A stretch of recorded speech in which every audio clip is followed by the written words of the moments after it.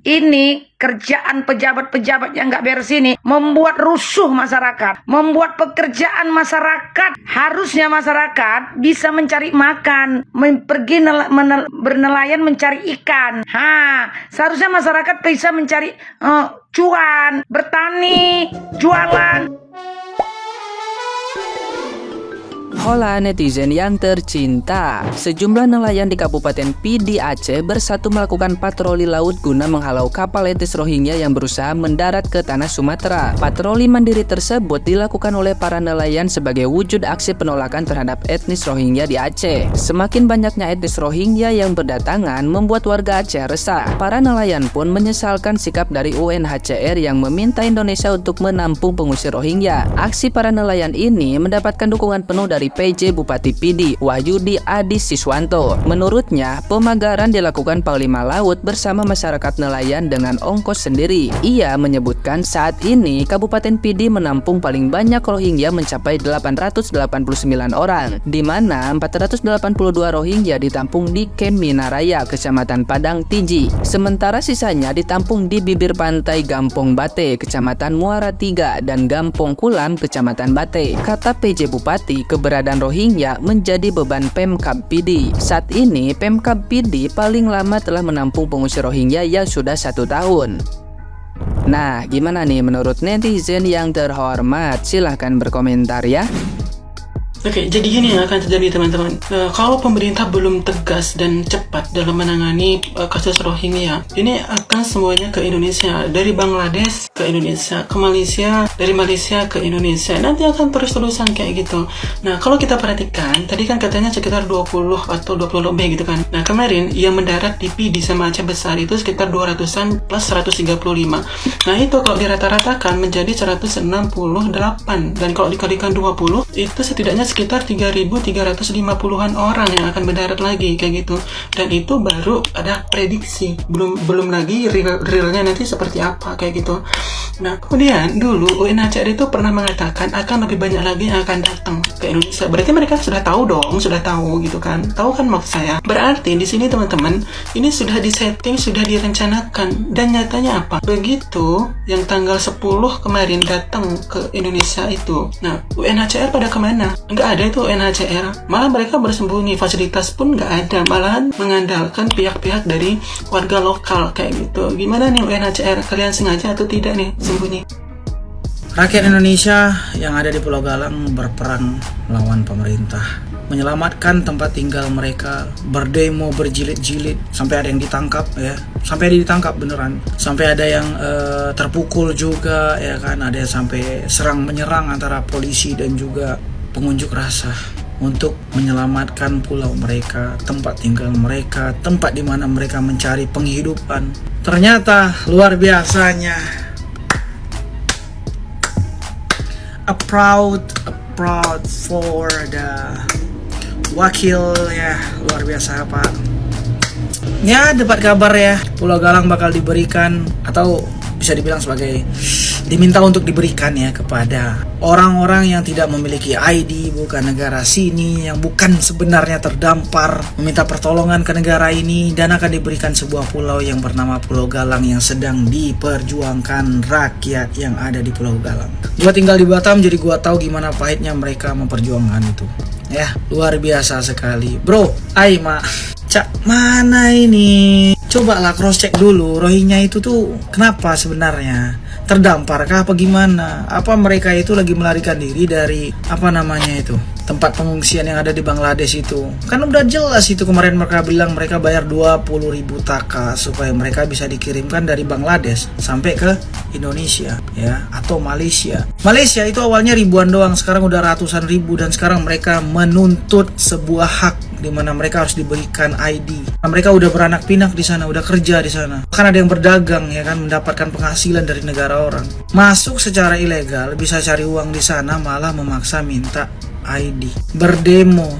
Ini kalau udah terjadi di Indonesia gimana? Bro, Indonesia itu gimana ya gue bilang ya, masih banyak banget orang-orang yang tidur di kolong jembatan, masih banyak banget orang bikin rumah liar di kolong jembatan, masih ada bahkan yang tinggal hanya beralaskan kasur. Aduh, ngomongnya susah banget lagi, kardus bukan kasur, kampret lah. Kita lagi sibuk memperjuangkan orang yang lagi digenosida di sana jauh nih, saudara kita. Orang ini nih nggak digenosida, orang ini udah diselamatin, mereka udah dikasih tempat pengungsian ya. Bahkan ada yang lebih layak lagi, mereka hancurin ya, mereka lempar dengan batu, mereka hancurkan, mereka lari karena mereka bilang mereka tidak seperti manusia, mereka seperti binatang peliharaan, di penjara segala macam, bro. Orang-orang kayak gitu tuh nggak bisa diselamatin, udah diselamatin, nggak tahu diri lagi, ya Allah. Dan mereka itu nggak semuanya Islam ya.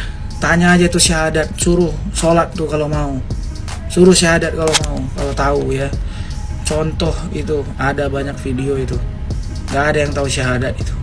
Ini Pulau Galang pula yang mau dikasih, astagfirullahaladzim, kacau ini. Bisa kacau negara ini tiba-tiba. Indonesia udah cukup kacau ya. Kita fokus sama yang udah pasti aja.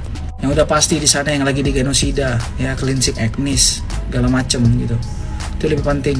Sama tuh di ujung sana tuh di Papua tuh saudara kita tuh ya, jangan melupakan yang di sana tuh masih ada sampai bawa jantung pisang buat ditukerin nama super mie, bawa ikan buat diganti nama beras, bro.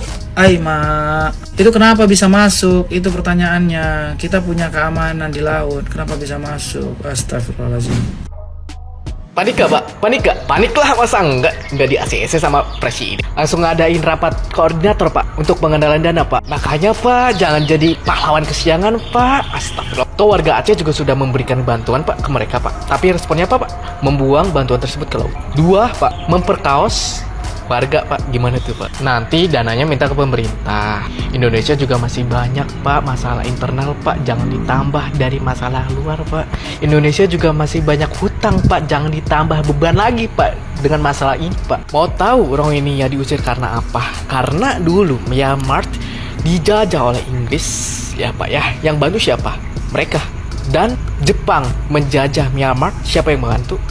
Dia, Pak. Ya salah dia. Solusinya apa, Pak? Pulangkan, Pak. Kenapa? Karena mereka juga udah dapat bantuan, Pak. Tanah berupa tempat tinggal di negara mereka. Kenapa sih kalian bersikeras untuk menerima Rohingya? Karena kemanusiaan, seiman, bullshit. Nanti kalau dia udah ditempatin Indonesia, mereka berulah, kalian tutup mata, menghilang. Gimana tuh, Pak? Nanti, Pak. Ada 5 kapal dari sana Bangladesh atau dari Myanmar lah, itu membawa pengungsi gelap, masyarakat gelap yang mau mendarat di pelabuhan, mendarat di daerah Aceh.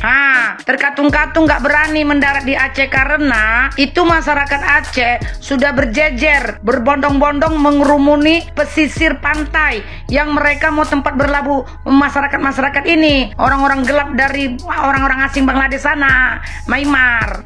Biar ku kasih tahu ya, ini kerjaan pejabat-pejabat yang nggak beres ini membuat rusuh masyarakat, membuat pekerjaan masyarakat. Harusnya masyarakat bisa mencari makan, pergi bernelayan mencari ikan. Seharusnya masyarakat bisa mencari cuan, bertani, jualan. Tapi karena ada kapal terkatung-katung di tengah laut mau mendarat ke daerahnya, alih-alih mereka itu bersepakat untuk mengepung, mereka berdiri pagar betis untuk menghalangi mereka mendarat dan masuk ke daerah mereka. Ini dia, pejabat membuat pekerjaan masyarakat. Pejabat pemerintahan Indonesia ini membuat masyarakat pusing, membuat masyarakat nggak tentu arah. Udah dari kemarin berbulan-bulan masyarakat menyuarakan jangan lagi membuat masyarakat yang dari sono itu, yang orang-orang hitam itu mendarat di Indonesia. Dari mana aja lah, bukan di Aceh aja. Jadi inilah pekerjaan immigration, tidak ada tentu arah, membuat masyarakat ya jadi nggak ada kerjaan masyarakat ini kayaknya gara-gara kalian. Kalau kalian bisa membuat yang baik, sistem-sistem yang bagus, dokumen-dokumen mereka kalian arahkan yang bagus kalau mau masuk ke Indonesia ini, kan masyarakat Indonesia ini nggak kayak gitu. Seharusnya mereka bisa mencari makan untuk mengisi ke dapur mereka, nyari uang untuk nafkah mereka, tapi waktu mereka dihabiskan untuk membuat pagar betis. Ini yang nggak cocok kali kurasa. Ini yang harus dipantau. Seharusnya kami masyarakat membuat kerjaan kalian. Ini nggak kalian membuat kerjaan kami. Udah kalian digaji oleh masyarakat, kalian susahkan lagi masyarakat. Kan gitu ya kan, Cocok kalian rasa kan? Jadi tolonglah ya, ini kurasa pihak immigration yang mau ini kong kali kong, kang kali kang, king kali king. Kok bisa memasukkan orang-orang luar tanpa ada dokumen, nggak diperiksa dengan yang semaksimal mungkin. Sementara kita kalau ke luar negeri ini, aku dengan mataku ini, dengan kusaksikan sendiri, banyak kali kawan-kawan, dan aku juga pernah bawa dokumen yang mau bekerja pakai visa, ada lagi uang tunjuk katanya. Kalau nggak bawa uang ke negara mereka, ditolak, diusir. Ada lagi dipatokkan lagi uang tunjuknya. Kalau kita mau sekolah entah ke luar negeri, Australia, Amerika, Tiongkok, entah segala macam lah, Jepang, itu pakai deposit loh, ribu-ribu dolar. Kok jadi kalian pejabat menyusahkan ya?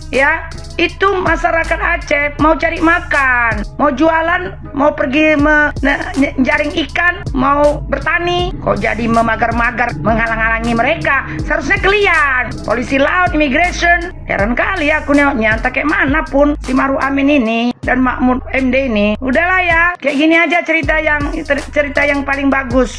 Gak usah lagi lah ada di berandaku nih masalah Rohingya ini. Aku udah jelas sekali pikir ini nggak pengungsi. Kalau pengungsi kan ada undang-undangnya, ada dokumennya. Ini kerjaan mereka yang rakus uang ini. Iya kan, cocok kalian rasa. Komen kalian awe.